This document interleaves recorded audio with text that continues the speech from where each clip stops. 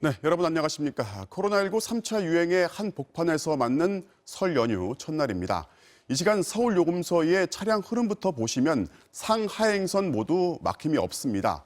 오늘 하루 이동량은 코로나 초기였던 작년 설이나 한창이던 작년 추석에 비해서 10% 이상 줄었습니다.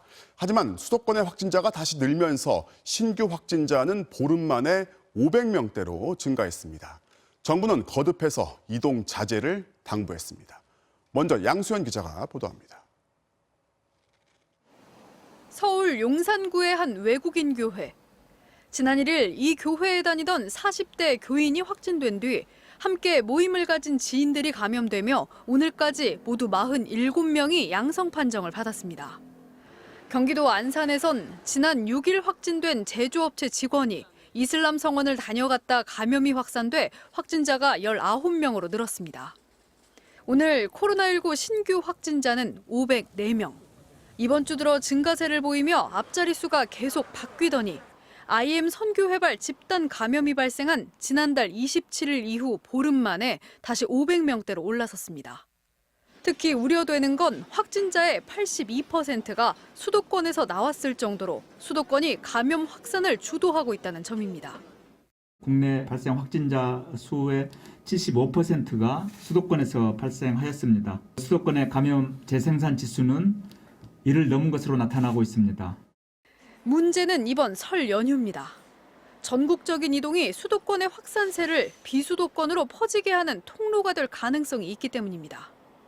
이번 연휴에도 지난해보단 19% 정도 줄었지만 모두 378만 대의 차량이 전국 고속도로로 이동할 것으로 예상되고 있습니다. 잠시 정체됐던 3차 유행이 다시 확산되는 걸 막기 위해선 이동 자제 등 거리 두기를 얼마나 잘 지키느냐가 관건입니다. 설 연휴 이후에 확실한 유행 감소 상황을 만들고 일상을 좀 더 안전하게 회복할 시간이 현재 우리들의 손에 있는 상황입니다. 오는 토요일에 방역당국의 거리 두기 조정이 예정돼 있어 설 연휴 기간 확산세가 변수가 될 전망입니다. 방역당국은 모두가 아쉽고 어렵고 불편한 설 연휴지만 거리 두기에 동참해달라고 당부했습니다. MBC 뉴스 양소연입니다.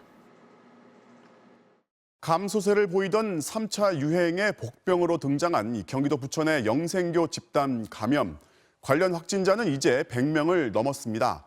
당국이 일단 영생교의 경기 지역 신도를 상대로 전수조사를 벌이고 있는데요. 일부는 연락이 되지 않고 있습니다. 서혜연 기자가 보도합니다. 영생교 승리재단 관련 확진자 수는 공식 집계 이틀 만에 100명을 넘어섰습니다.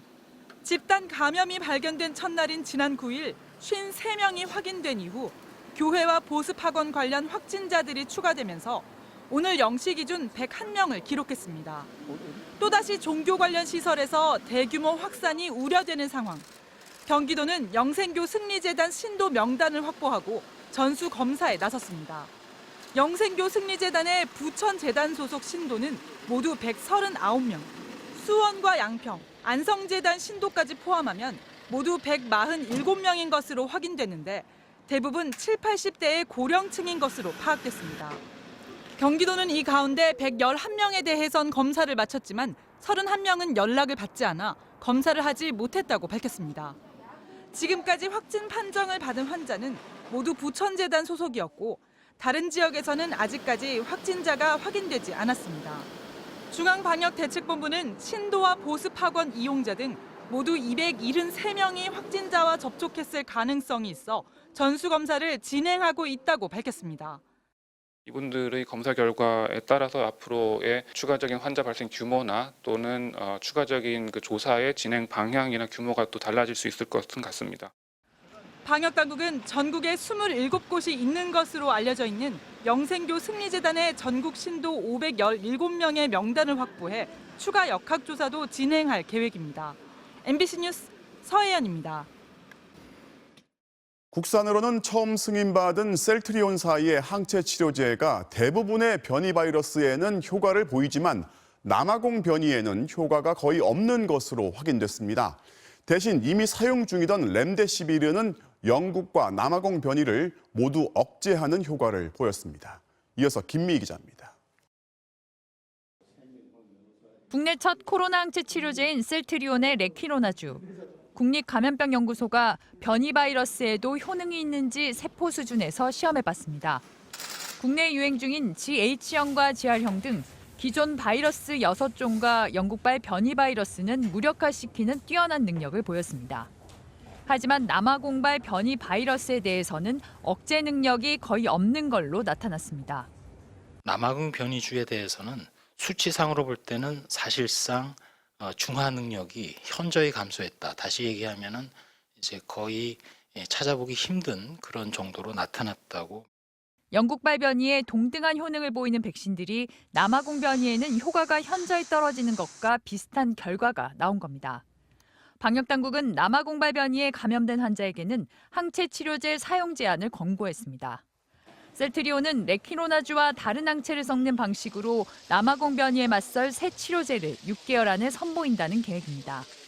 중증 환자에게 사용되고 있는 코로나 치료제 렘데시비르는 영국과 남아공 변이에 대해 모두 억제 효과가 있는 것으로 확인됐습니다. 국립감염병연구소는 영국과 남아공발 변이에 모두 효과가 있는 항체 물질을 확보했다며 치료제 개발을 시작했다고 밝혔습니다.